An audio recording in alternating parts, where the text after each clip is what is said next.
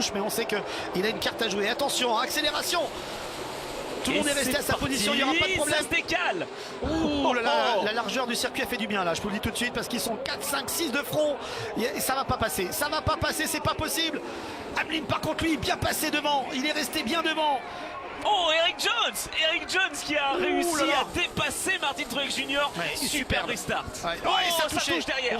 On s'en doutait que ça ne passerait pas forcément dans les virages. Ils sont tous comme des fous de front. Eh oui, c'est Kurt Busch qui a touché. Oh là, il y aura un drapeau jaune encore. Eh oui, avec la voiture numéro 34 qui est également en difficulté, Michael McDowell. Bon, eh bien voilà, ça devait forcément à un moment donné bloquer.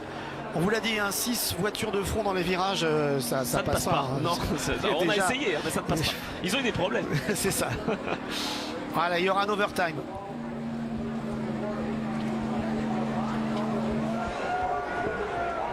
Overtime donc ici à Pocono.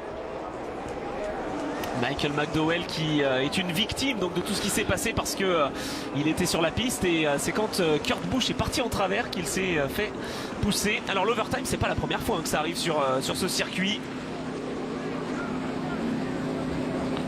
Donc on a vraiment des choses à suivre avec l'overtime. Donc combien d'essais, combien d'attempts ici à Pocono avant là d'avoir la par fin. contre il va y avoir un problème de carburant, même si on est sous drapeau jaune et qu'on va moins vite. Vous avez raison, ça va être peut-être un souci hein.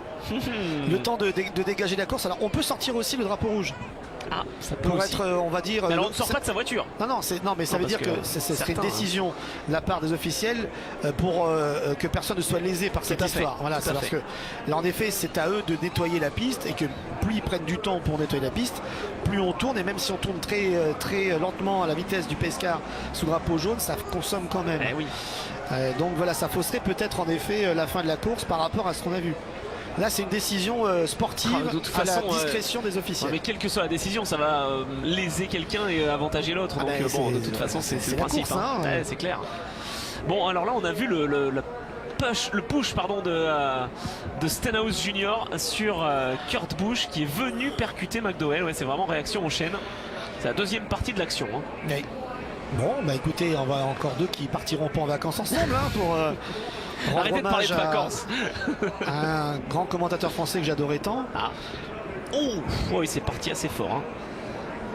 En fait, je sais pas par qui il a été poussé. Ah bah si, il a déjà été poussé par Stenhouse Jr. Et alors là, bim.